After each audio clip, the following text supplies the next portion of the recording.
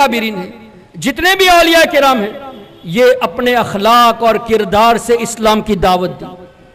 ہمارے صحابہ کرام، نبی کریم صلی اللہ علیہ وسلم کے صحابہ کرام، آپ آج بھی جا کر دیکھ لیجئے، چائنا یہاں سے کتنا دور ہے، اللہ اکبر۔ چائنا میں گونزو شہر میں دیکھ لیجئے، حضرت ابی وقاص رضی اللہ تعالیٰ عنہ کی قبر شریف اسی شان سے موجود ہے کہ ہزاروں کی تعداد میں صرف یہاں کے لوگ نہیں بلکہ چینی لوگ بھی حاضری دینے کے لیے جاتے ہیں۔ کیوں جاتے ہیں؟ وہاں بھی یہ پیغام لکھا ہوا ہے۔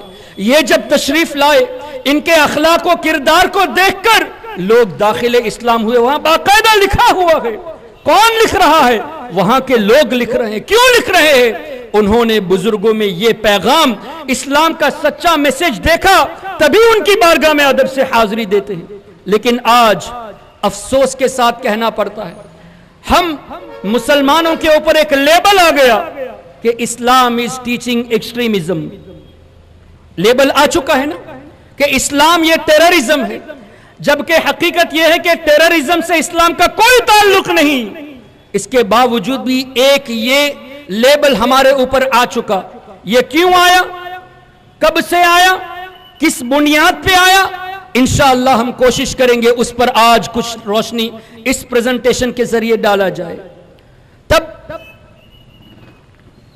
یہ بات انشاءاللہ واضح ہو جائے گی کہ اس دور سے لے کر آج تک ہمارا پیغام وہی ہے جو صحابہ کرام کا تھا، ہمارا میسج وہی ہے جو تابعین کا تھا، ہمارا میسج وہی ہے جو اولیاء کرام کا تھا، اور جو آج جس لیبل میں ہم لوگ گرفتار ہو چکے ہیں، یہ اسلامی کرداروں میں سے نہیں ہے بلکہ یہ دشمنوں کی سازش سے ہے۔ انشاءاللہ العزیز اس پر کچھ تبصرہ ابھی کیا جائے گا۔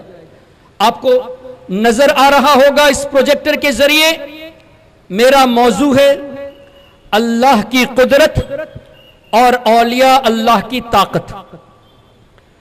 Allah's قدرت and the powers of the awliya of Allah۔ بظاہر آج کے اس موضوع سے اس ٹاپک کا کوئی تعلق نظر نہیں آتا، لیکن حقیقت یہ ہے یہی وہ ٹاپک ہے جو آپ کو اسلام اور ٹیررزم کا امتیاز فرق کر کے دکھائے گا۔ یہی وہ موضوع ہے جس سے انشاءاللہ ہم واضح کرنے کی کوشش کریں گے کہ ایکسٹریمزم کہاں سے شروع ہوئی اور کیسے شروع ہوئی، کس بنیاد پر شروع ہوئی۔ محترم حضرات، اللہ تعالیٰ کی قدرت کا کوئی انکار نہیں کر سکتا۔ اگر کوئی اللہ کی قدرت کا انکار کرے تو وہ دائرہ اسلام سے خارج۔ اللہ تبارک و تعالی ازلی، ابدی، قدیم، that mean Allah is eternal, from ever, forever۔ یہ لفظ from اور for یہ بھی ایک کریشن ہے، تو یہ سمجھانے کے لیے کہا جاتا ہے from اور for، this is just for the sake of understanding۔ اللہ ہمیشہ سے ہے، ہمیشہ رہے گا، جس کو عربی میں ازلی، ابدی، قدیم کہا جاتا ہے۔ اسی طرح اللہ کی جتنی صفات ہیں، ایٹریبیوٹس آف اللہ تعالی، یہ بھی ازلی، ابدی، قدیم ہے، یعنی ایٹرنل ہے۔ اللہ تعالیٰ کو کسی نے کوئی طاقت نہیں دی۔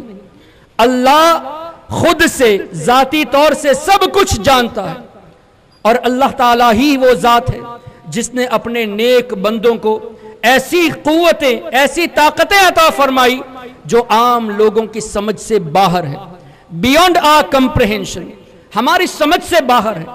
کوئی ایسی چیز جو ہماری سمجھ سے باہر ہو، اس کا مطلب یہ نہیں کہ وہ چیز غلط ہوگی۔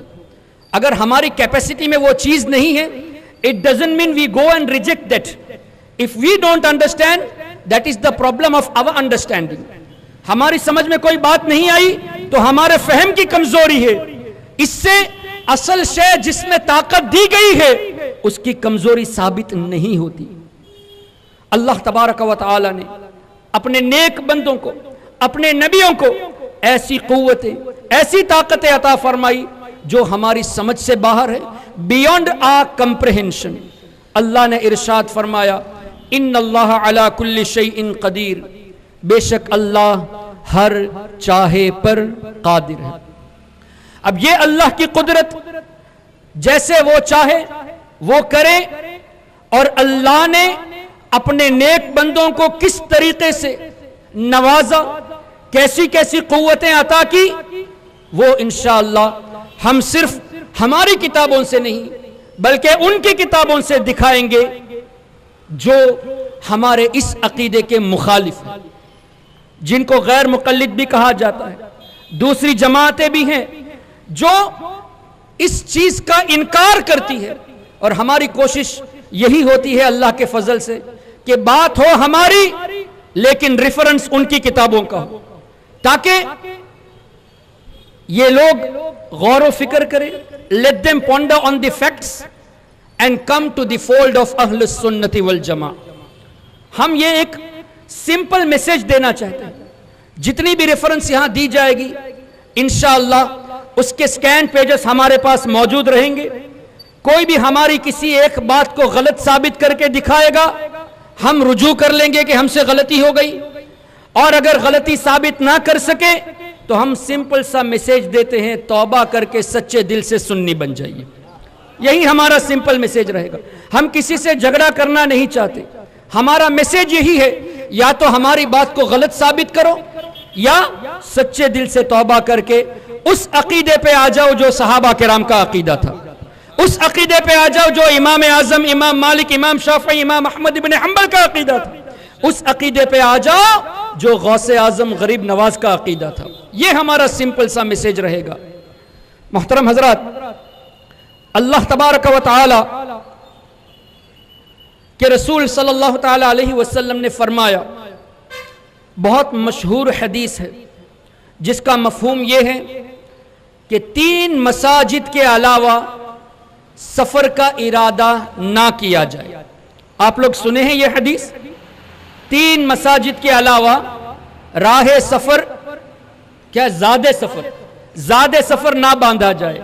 Do not prepare for the traveling apart from these 3 مساجد. کون سی 3 مساجد؟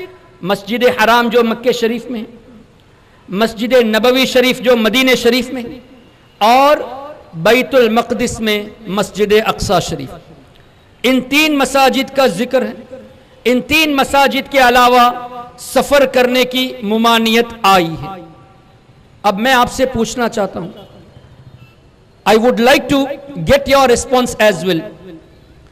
سفر 3 جگہ کا بتایا گیا, یہاں پہ اس کے علاوہ بزنس کا سفر نہیں کر سکتے بتایا گیا.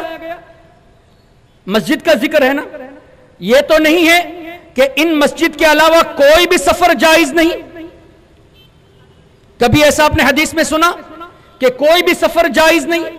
ذکر کیا ہے؟ 3 مساجد کے علاوہ سفر جائز نہیں.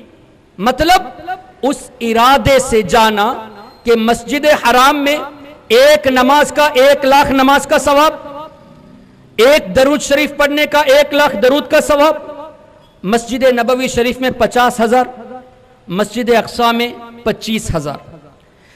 حدیث کا مفہوم یہ, اس ارادے سے آپ کسی اور مسجد کی طرف سفر نہیں کرنا کہ اگر آپ دلی کی جامع مسجد میں نماز پڑھو گے تو 10,000 کا ثواب ملے گا, اگر آپ گوا کی جامع مسجد میں پڑھو گے تو 5,000 کا ثواب ملے گا. اس ارادے سے کسی مسجد کی طرف سفر نہیں کرنا. افضلیت میں, ثواب کی زیادتی میں باقی تمام مساجد یکساں ہیں, all are equivalent other than these 3 مساجد. اس حدیث سے ہرگز یہ ثابت نہیں ہوتا کہ do not travel for business, do not travel for marriage. شادی کے لیے کوئی یہاں سے سفر کیا ساؤتھ افریقہ, کیا کوئی منع کرے گا کہ حدیث میں ہے 3 مسجد کے علاوہ سفر منع ہے تو شادی کے لیے سفر نہیں کر سکتے؟ اگر کوئی کہے گا تو آپ اس کو کیا کہیں گے؟ مس کوٹنگ دا حدیث. اگر کوئی کہے گا کہ حدیث میں ہے 3 مساجد کے علاوہ سفر جائز نہیں, تو آپ اگر بزنس کے لیے جاپان جائیں گے, تائیوان جائیں گے, ہانگ کانگ جائیں گے, آپ کے شہر سے دوسرے شہر کی طرف سفر کریں گے, کوئی یہ کہے گا کہ نہیں, سرکار صلی اللہ علیہ وسلم نے ارشاد فرمایا 3 مساجد کے علاوہ سفر جائز نہیں, مت کرو, تو کیا آپ بزنس اب چھوڑ دیں گے؟ کیا آپ میرج چھوڑ دیں گے؟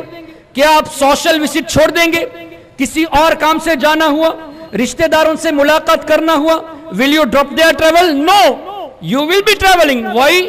اس لیے کہ تجارت کا سفر ثابت ہے, بزنس کا سفر ثابت ہے, شادی بیاہ کا سفر ثابت ہے, لوگوں سے ملنے جانے کے لیے سفر ثابت ہے. اب اس حدیث سے ہرگز یہ ثابت نہیں ہوتا کہ دوسرے سفر جائز نہیں ہے. لیکن آج کچھ غیر مقلد لوگ یہ کہتے ہیں کہ تم مزار پہ جاتے ہو, اولیاء کرام کی درگاہوں پہ جاتے ہو, حدیث میں یہ کہا گیا کہ 3 مساجد کے علاوہ سفر جائز نہیں, اس لیے مزارات کی طرف سفر کرنا جائز نہیں. پہلے یہ بتائیے, یہ آپ نے اعتراض سنا ہے کہ نہیں؟ مزارات پہ سفر جائز نہیں اس لیے کہ حدیث میں صرف 3 مساجد کا ذکر ہے. میں آپ سے پوچھنا چاہتا ہوں, اگر 3 مساجد کے علاوہ سفر جائز نہیں تو صرف مزار کو کیوں لائے؟ باقی ٹریولز کو کیوں نہیں لاتے؟ بزنس کو کیوں بیچ میں نہیں لاتے؟ میریجز کو کیوں بیچ میں نہیں لاتے؟ صرف درگاہوں کو بیچ میں کیوں لاتے ہو؟ اس سے کیا پتا چلا؟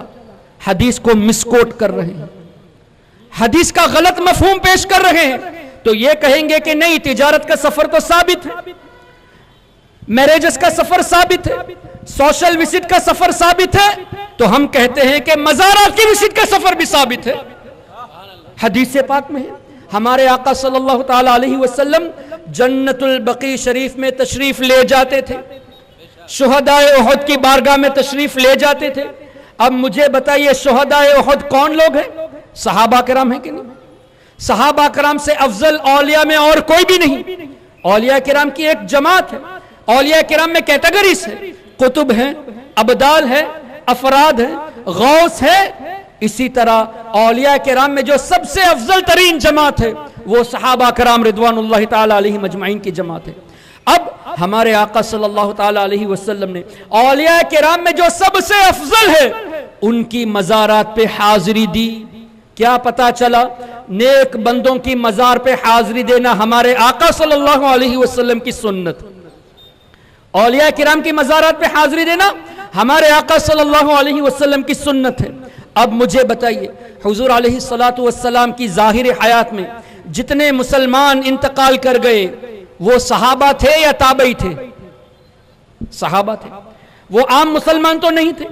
جن لوگوں نے ہمارے آقا صلی اللہ علیہ وسلم کو ایمان کی حالت میں دیکھ لیا یا ایمان کی حالت میں ان کی باتیں سن لی, یہ ڈیفینیشن کیوں ہے؟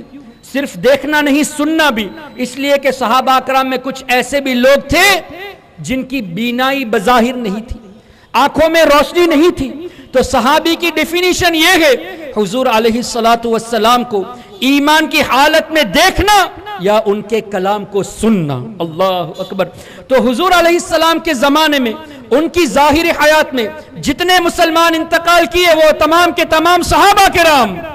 اب ہمارے آقا صلی اللہ علیہ وسلم جنت البقیع میں تشریف لے گئے, مطلب صحابہ کی مزارات پہ تشریف لے گئے. اب کیا پتا چلا؟ بزرگوں کی مزارات پہ حاضری دینا یہ کن کی سنت ہوئی؟ ہمارے آقا صلی اللہ علیہ وسلم کی سنت ہوئی. صرف حضور علیہ الصلوۃ والسلام کی حاضری ثابت نہیں بلکہ اللہ کے رسول صلی اللہ علیہ وسلم نے ارشاد فرمایا, نہیتکم عن زیارت القبور, میں نے آپ کو زیارت قبور سے منع کیا تھا, میں نے روکا تھا. past tense, I did forbid you from visiting the graves. الا فزوروها. Now I give you the command to visit the grave. اب میں حکم دیتا ہوں کہ قبروں کی زیارت کی جائے. اب جب یہ ارشاد فرمایا کہ پاسٹ میں میں نے منع کیا تھا, اب اجازت دیتا ہوں, اس سے بات کلیئر ہو گئی کہ اب کوئی منع کر ہی نہیں سکتا, اب کوئی زیارت قبور منع نہیں کر سکتا. اب زیارت کرنے کے لیے جب حکم ہے, زیارت کے لیے حکم آ گیا, تو اگر آپ جنت البقیع شریف تشریف لے جانا چاہے جو ہمارے آقا صلی اللہ علیہ وسلم کی سنت ہے, شہداء احد کی بارگاہ میں حاضری دینا چاہے جو ہمارے آقا صلی اللہ علیہ وسلم کی سنت ہے, اگر آپ اس سنت پہ عمل کرنا چاہے تو انڈیا سے سفر کے ارادے سے جا سکتے ہیں کہ نہیں؟ شہداء احد کی بارگاہ میں. اسی طرح جنت البقیع کے لیے اگر آپ سفر باندھیں گے, سفر کے لیے تیاری کریں گے, کوئی یہ کہے گا کہ نہیں 3 مساجد کے علاوہ سفر جائز نہیں, تو اس سنت پہ عمل کیسے ہو پائے گا؟ سنت پہ عمل کرنے کے لیے سفر کا ثابت ہونا ضروری ہے, سفر کا پایا جانا ضروری ہے. اب اگر آپ ارادہ کریں گے کہ مجھے خواجہ خواجگاں کی بارگاہ میں حاضری دینی ہے، زیارت کا مطلب ہے جا کے ملنا، تو جا کے ملنے کے لیے سفر کرنا آٹومیٹکلی ثابت ہو گیا۔ اگر آپ چاہیں کہ آپ کے کسی رشتہ دار سے بمبئی ملنا چاہتے ہیں، مثال کے طور پہ جناب حاجی یوسف سے آپ ملنا چاہتے ہیں، اب مجھے بتائیے آپ ان کے گھر کے گیٹ کا ارادہ کریں گے یا حاجی یوسف سے ملنے کا ارادہ کریں گے؟ ان کے ایڈریس کا ارادہ کریں گے یا اس آدمی جن سے ملنا آپ کا مقصود ہے ان کا ارادہ کریں گے؟ ظاہر ہے جن سے ملنا ہے انہی کا ارادہ کریں گے۔